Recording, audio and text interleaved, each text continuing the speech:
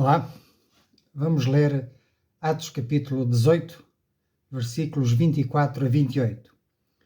E chegado a Éfeso, um certo judeu chamado Apolo, natural de Alexandria, varão eloquente e poderoso nas Escrituras, era este instruído no caminho do Senhor e fervoroso de espírito, e falava e ensinava diligentemente as coisas do Senhor, conhecendo somente o batismo de João. Ele começou a falar ousadamente na sinagoga. Quando o ouviram Priscila e Áquila, o levaram consigo e lhe declararam mais pontualmente o caminho de Deus. Querendo ele passar a Acaia, o animaram os irmãos a escreverem aos discípulos que o recebessem, o qual, tendo chegado, aproveitou muito aos que pela graça criam. E agora chamo a sua atenção para o versículo seguinte, de número 28, e é sobre ele que vamos meditar. Porque, com grande veemência, estamos a falar de Apolo, em Éfeso e em Corinto, Apolo, com grande veemência, convencia publicamente os judeus, mostrando pelas Escrituras que Jesus era o Cristo. Podemos perguntar-nos que tipo de mensagem era esta que Apolo falava aos judeus, apresentando e mostrando que Jesus era o Cristo. Qual o significado destas mensagens? Apolo era um homem instruído e conhecia bem as Escrituras. Isso é fundamental para qualquer pregador ou professor da palavra. A capacidade de refutar argumentos e apresentar a verdade de forma convincente é baseada no conhecimento profundo da Bíblia. Isso ensina-nos que devemos dedicar-nos ao estudo das Escrituras para sermos eficazes no nosso testemunho. Claro está, sem esquecer a dependência do Espírito Santo. Apolo não pregava apenas, mas ele também refutava publicamente os judeus. Isso mostra-nos a importância de defender a fé cristã contra objeções ou mal-entendidos. Existe uma disciplina que é a apologia ou apologética, que trata da defesa da fé. É uma parte vital do ministério cristão. E Apolo é um exemplo de como isso pode ser feito com eloquência e convicção. A mensagem que Apolo proclamava era que Jesus é o Cristo. Este é o tema central da fé cristã. A identificação de Jesus como o Messias prometido é fundamental para a compreensão do Evangelho. Apolo, portanto, não apenas ensinava sobre Jesus, mas também enfatizava a sua identidade messiânica, o que é crucial também para a salvação. Ou seja, Jesus era alguém de quem os profetas tinham falado. E com pormenores, dizendo que ele nasceria de uma virgem. Este seria o sinal para o identificarem.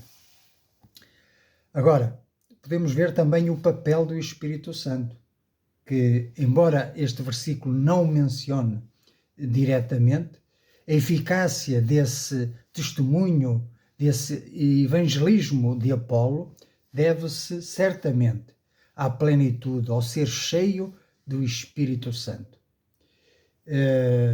Portanto, isto lembra-nos que ao compartilhar a nossa fé, nós devemos depender exclusivamente do Espírito Santo para nos guiar e nos dar sabedoria. Sabedoria vinda do alto e não a sabedoria humana, ou terrena.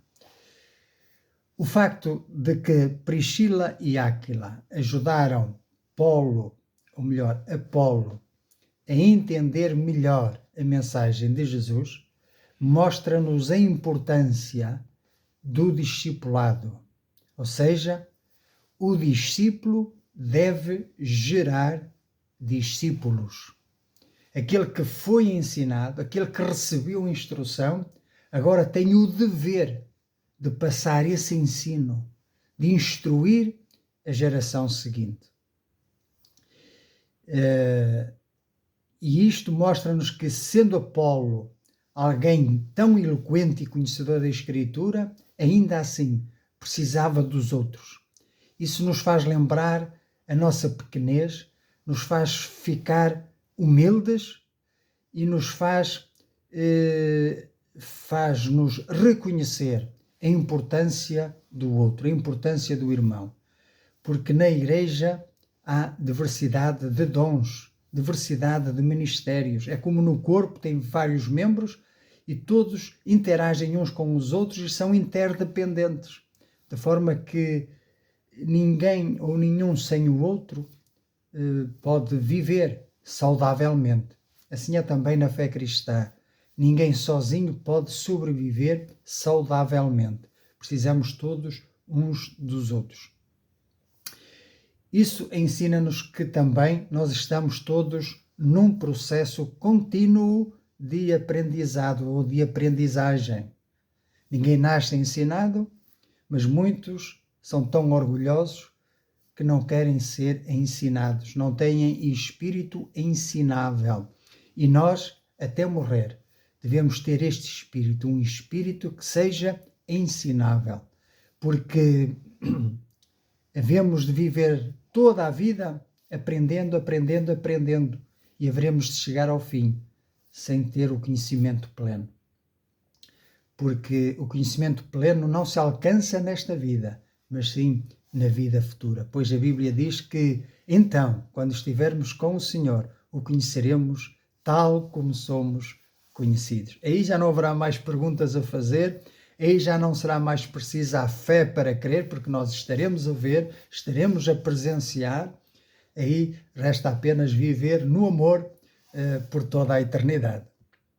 Mas para concluir, a mensagem de Apolo, em Atos 18:28, encoraja-nos a ser bem informados sobre as Escrituras e a defender a nossa fé com coragem e clareza e a centralizar a nossa mensagem na pessoa do Senhor Jesus Cristo, não numa religião, não em dogmas, e também a depender sempre do Espírito Santo no nosso ministério e a valorizar o discipulado e a aprendizagem contínua. Apolo é, portanto, um exemplo do crente fervoroso e eficaz. E a sua vida inspira-nos a buscar um relacionamento mais profundo com Deus através da oração e a compartilhar a verdade do Evangelho com ousadia. Para terminar, palavra e oração. Oração e palavra. Com isto, estes são os ingredientes para sermos cheios do Espírito Santo e para podermos, com eficácia, testemunharmos acerca deste Salvador maravilhoso, o Senhor Jesus Cristo. Que Ele seja também o teu Salvador e possas confessá-lo com a boca como o teu único e suficiente Senhor. Que assim seja.